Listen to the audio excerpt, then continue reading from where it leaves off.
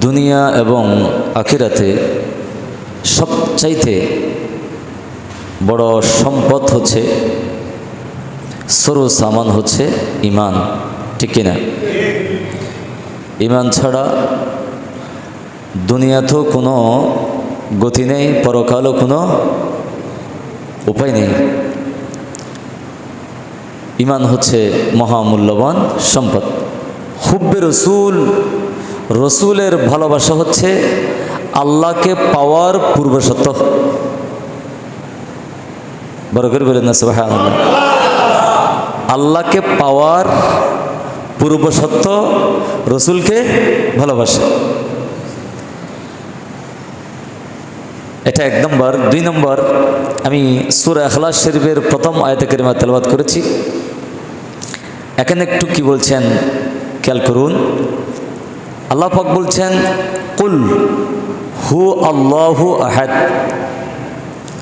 হে রসুল, আপনি বলে দিন, হু আল্লাহু আহাদ, আল্লাহ এক, আল্লাহ এক। নবী আপনি বলে দিন আল্লাহ এক। এখানে আল্লাহ পাক বললে হতো না, বান্দা আমি আল্লাহ এক, এ কথাটি আল্লাহ ডাইরেক্ট বললে হতো।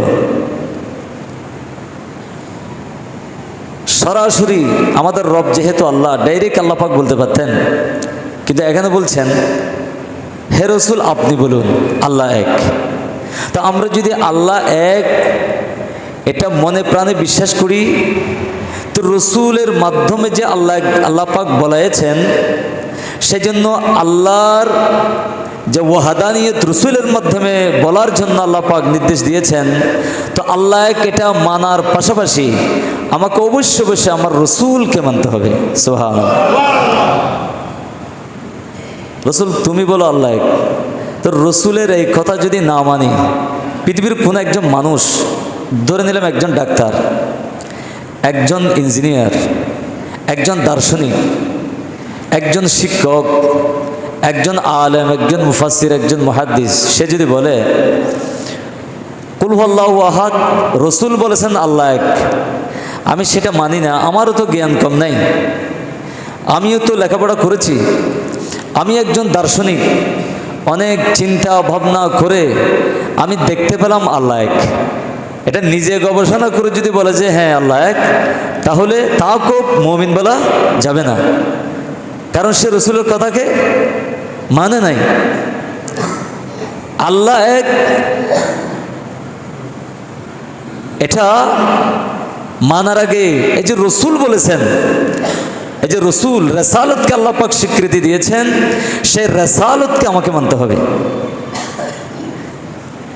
রসুল আপনি বলুন বলে আল্লাহ পাক রসুলের রেসালতকে স্বীকৃতি দিয়েছেন।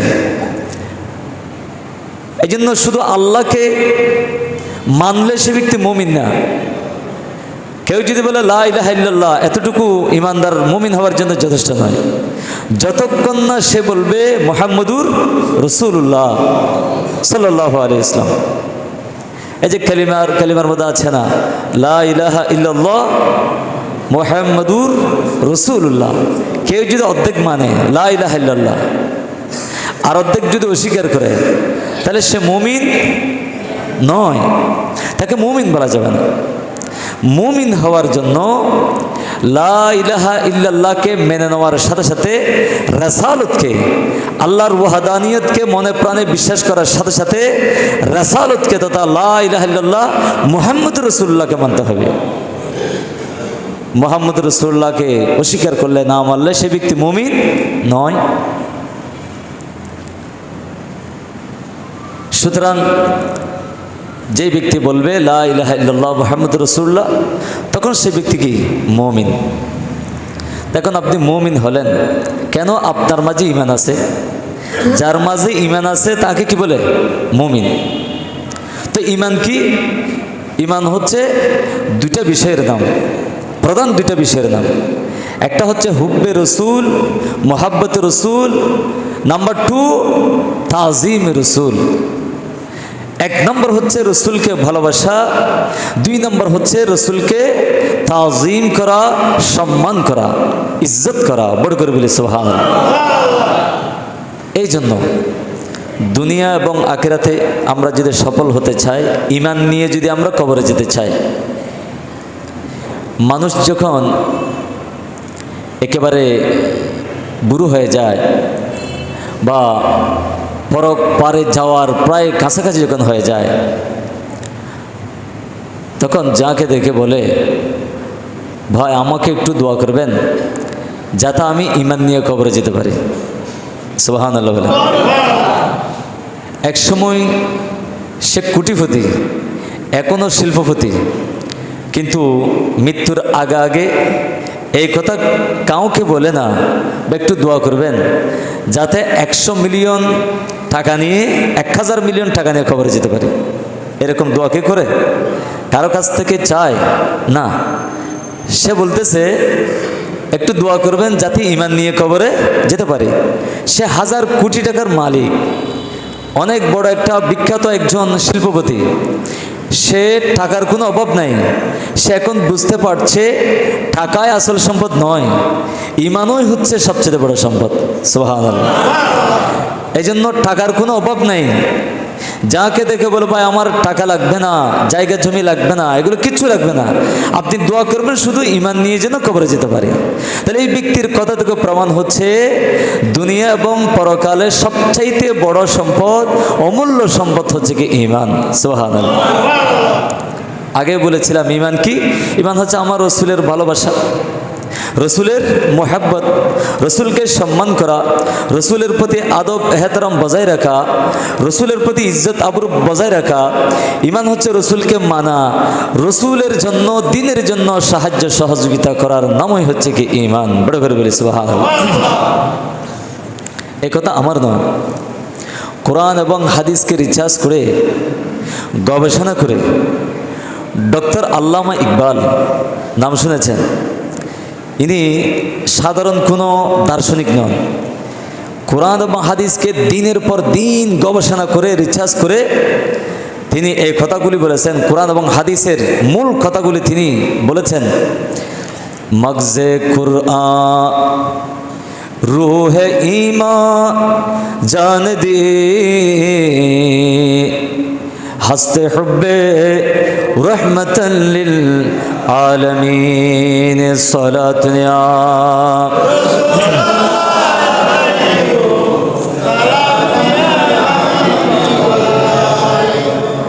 ডক্টর আল্লামা ইকবাল ঈমানের পরিচয়, রসুল কি জিনিস, ঈমান কি জিনিস বলতেছেন। মগজে কুরআন, আমার রসুলের একজন অনেক বড় আশেক, সে বলতেছে यादे मुस्तफ़ा ऐसी बस गई है सीने में, यादे मुस्तफ़ा ऐसी बस गई है सीने में, जिस्मों कहीं अपना जिस्मों कहीं अपना, दिल तू है मदीने में। बरगर बोली नमर हवा। একটু মোহাব্বত সহকারে আমার রসুলকে ভালোবেসে মনোযোগ সহকারে শুনে নিয়ে আসে কি বলছে।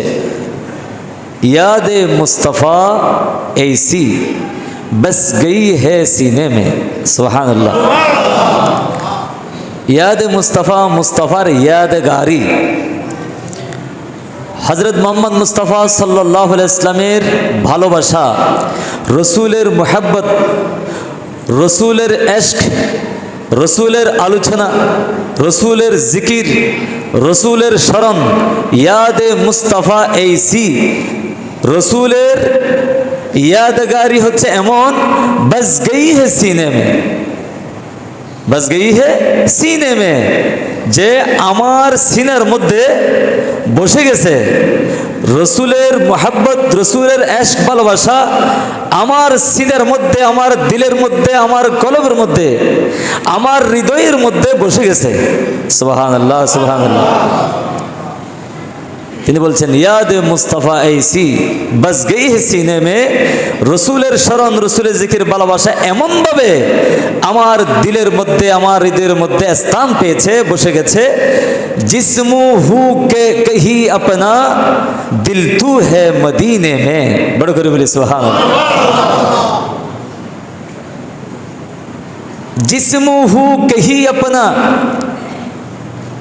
जिसिम আমার জিসিম, জিসিম মানে শরীর, বডি দেহ, আমার শরীর, আমার দেহ, আমার বডি যেখানেই থাকুক না কেন, হোক বাংলাদেশের মধ্যে, হোক পাকিস্তানের মধ্যে, হোক ইন্ডিয়ার মধ্যে, হোক ভুটানে, জাপানে, চীনে, এশিয়াতে, ইউরোপে, আফ্রিকাতে, আপনি বলতে পারেন সোমালিয়াতে, অস্ট্রেলিয়াতে, ওশেনিয়াতে, পৃথিবীর যেই প্রান্তে বডি থাকুক না কেন, হোক না কেন, ইয়া রাসূলুল্লাহ হাবিবুল্লাহ, আপনার শরণ, আপনার ভালোবাসাটা আমার জিসিমের মধ্যে বসে গেছে। ইয়া রাসূলুল্লাহ হাবিবুল্লাহ, বডি যেখানেই থাকুক, কিন্তু দিল তো আপনার কদমে পাকে হাজির আছে। বড় করে বলি সুবহানাল্লাহ। বডি যেখানে থাকুক, বাংলাদেশে এসে খেয়েছি, পৃথিবীর এক প্রান্তে বডি, আপনি পৃথিবীর এক প্রান্তে, আপনার কলবের মধ্যে, আপনার সিনার মধ্যে রসুলের প্রেম আছে, রসুলের ভালোবাসা আছে, রসুলের স্মরণ আছে, রসুলের জিকির আছে। সুতরাং ইয়া রাসূলুল্লাহ হাবিবাল্লাহ, আমার দিল, আমার মন, আমার প্রাণ কোথায়? আপনার কদমে সবসময় হাজির। বড় করে বলি সুবহানাল্লাহ। এরকম করে আমার রসুলকে একটু ভালোবাসেন, আমার রসুলকে একটু মহাব্বত করেন, এই অন্তরকে প্রিয় নবীর ভালোবাসায় ভরপুর করেন, ভরাট করে দেন। দেখবেন আপনার অনেকে লক্ষ লক্ষ টাকা খরচ করে মদিনা শরীফে যায়, ঠিক না? একটু কথা বলেন, ঠিক কিনা? লক্ষ লক্ষ টাকা খরচ করে মদিনায় যায়। মনে রাখবেন, এটা মদিনায় গিয়েছেন ঠিক, কিন্তু গিয়েও যায় না। মদিনা শরীফে অনেকে গিয়েও যেয়েও যায় না। কেমন? সেটা হচ্ছে মদিনা শরীফে গেলে হবে না, মদিনা শরীফে গেলে হবে না যতক্ষণ না আপনার দিলে নবীর প্রেম থাকবে। তো যাদের কলবে, যাদের অন্তরে রসুলের ভালোবাসা নেই, তারা মদিনায় যেও যায় না, ঠিক না? কারণ মদিনায় যাওয়া তখনই হবে যখন আপনার কলবের সাথে, প্রিয় নবীর কলবের সাথে একটা কানেক্টিং হবে, সম্পর্ক হবে, ভালোবাসার সম্পর্ক, মহব্বতের সম্পর্ক, প্রেমের সম্পর্ক যদি না হয়, না থাকে, তাহলে সেই ব্যক্তি হাজার মদিনায় গেলেও কোনো লাভ নেই, ঠিক কিনা? এমন ব্যক্তি মদিনায় গিয়েও যাওয়া হলো না। আবার আমরা দেখি অনেকে মদিনা শরীফে বুক ভরা ভালোবাসা আছে আমার রসুলের, রসুলকে জানের চেয়েও ভালোবাসেন, মহাব্বত করেন। এরকম আমার রসুলের উম্মত আছে না নেই? একটু কথা বলেন, আছে না? আছে। জানের চেয়েও রসুলকে ভালোবাসেন। কারণ আমার রসুলের ঘোষণা, আখিরি জামানার মধ্যে আমার উম্মতের মধ্যে এমন কতগুলো বড় আশেক থাকবে, কেউ যদি বলে রসুলকে শুধু এক পলক, এক ঝলক দেখাবো, সে বলবে যে আমি আমার জানটাও দিয়ে ফেলবো। সুবহানাল্লাহ। আমার জানটাও দিয়ে দেবো, আমার রসুলকে এক পলক দেখতে চায়, এক মুহূর্তের জন্য দেখতে চায়। এরকম আশেক কিয়ামতের আগে আখিরি জামানার উম্মতের মধ্যে থাকবেন, ঘোষণা দিয়েছেন আমার রসুল। সুবহানাল্লাহ। অনেকে আছে টাকা নেই, মদিনায় যেতে হলে পয়সা করে লাগবে, ঠিক কিনা? এক নম্বরে পাসপোর্ট রেডি করতে হবে, আর পাসপোর্ট রেডি করতে গিয়েও কত কিছুর শরণাপন্ন হতে হয়। তারপরে ভিসা লাগাতে হবে, ভিসা লাগাতেও খরচ আছে নেই? আছে। এরপরে বিমান ভাড়া লাগবে, বাংলাদেশ বিমান দোকান 80,000 টাকার উপরে, ঠিক না? ট্রানজিটে গেলেও কম না, বিমান ভাড়া ছাড়া, বিমান ছাড়া যাওয়া যাবে না। অথবা জাহাজে যান বা হেঁটে যান, খরচ কষ্ট মেহনত ত্যাগ আছে নেই? আছে। সেখানে গিয়ে মক্কা মদিনায় থাকবেন, খাওয়া দাওয়া আছে, এখানেও খরচ, যেতেও খরচ, আসার সময়ও খরচ, লক্ষ লক্ষ টাকার ব্যাপার মদিনায় যাওয়া, ঠিক না? কিন্তু মনে রাখবেন, আমার রাসূল বলছে, কেউ যদি মন দিয়ে আমার রাসূলকে ভালোবাসে তাহলে মদিনায় যেতে হবে না, স্বয়ং মদিনা আপনার দরবারে আপনার কলবে চলে আসবে। সুবহানাল্লাহ, ঠিক না? আচ্ছা, আরেকজন আশিকের কথা বলি, এগুলো আপনারা পড়েন, মুখস্থ আছে, হয়তো একটু খেয়াল করলে বুঝবেন কত সুন্দর বলতেছে। এ নূরে খুদা আকর आँखों में समा जाना, या दर पे बुला लेना, या ख्वाब में आ जाना। सुभान अल्लाह। या दर पे बुला लेना, या ख्वाब में आ जाना। ए पर्दनशी दिल के पर्दे में रहा करना, जब वक्त नज़ा आए आका दीदार आता करना। আল্লাহু আকবার বলেন। এখানে কত বড় আশিক, একটু খেয়াল করে দেখেন। আহা, বলতেছেন, আই নূরে খুদা আকর आँखों में समा जाना। উম্মতের মধ্যে এমন উম্মত আছে একদম গরিব, টাকা নেই, সে একজন কৃষক, কোনোরকম খায়, একজন রিক্সার ড্রাইভার, একজন ঠেলাগাড়ি ঠেলানেওয়ালা, একজন ভ্যান গাড়ি চালক, একজন ছোট্ট পানের দোকানের সওদাগর, একজন দিনমজুর, টাকা নেই, পয়সা নেই, বিমান ভাড়া নেই, কেমনে মদিনায় যাবে? সে বলতেছে, আই নূরে খুদা আখর आँखों में समा जाना, যেতে পারে না।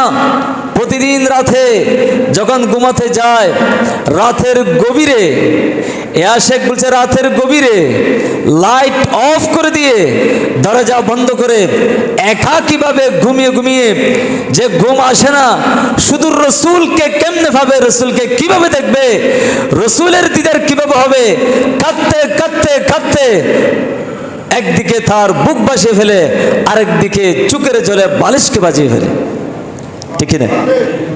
এভাবে আমার রাসূলের সুন্নত মোতাবেক যেভাবে ঘুমায়, ডান কাত করে ঘুমিয়ে কাঁদতে কাঁদতে বালুশ ভিজিয়ে ফেলেন, বালুশ ভিজে যায় এবং বলতেছে, ইয়া দর পে বুলা লেনা, ইয়া খ্বাব মে আ জানা। বলেন, ইয়া রাসূল হাবিবাল্লাহ, আপনার দরবারে দুটো আবেদন। কয়টা? দুইটা। দুটো আবেদন, এই দুইটার যে কোনো একটি আপনি কবুল করুন। আমার তো কোনো টাকা নেই, পয়সা নেই, যেতে পারতেছি না। ইয়া রাসূল হাবিবাল্লাহ, ইয়া দর পে বুলা লেনা, হয় আপনি আমাকে আপনার কদমে নিয়ে যান, দরবারে নিয়ে যান, ইয়া খ্বাব মে আ জানা, অথবা আপনি আমার কলবের মধ্যে, আমার দিলের মধ্যে আপনি এসে যান। বড় করে বলেন সুবহানাল্লাহ। দুটার একটা, হয়তো আপনি আমাকে নিয়ে যাবেন আপনার কদমে, না হয় ইয়া খ্বাব মে আ জানা, কিংবা আপনি খ্বাবের মাধ্যমে, স্বপ্নের মাধ্যমে আপনি আমার কলবের মধ্যে আপনি চলে আসুন, তাহলে আমাকে সেখানে যেতে হবে না, যদি আপনি এখানে চলে আসুন, আপনাকে পেয়ে আমার দিলের মধ্যে যদি আমি আপনাকে পাই, তাহলে আমার অন্তরের যেই মনোকষ্ট, ব্যথা বেদনা, সেগুলো পূরণ হয়ে যাবে। বড় করে বলে সুবহানাল্লাহ।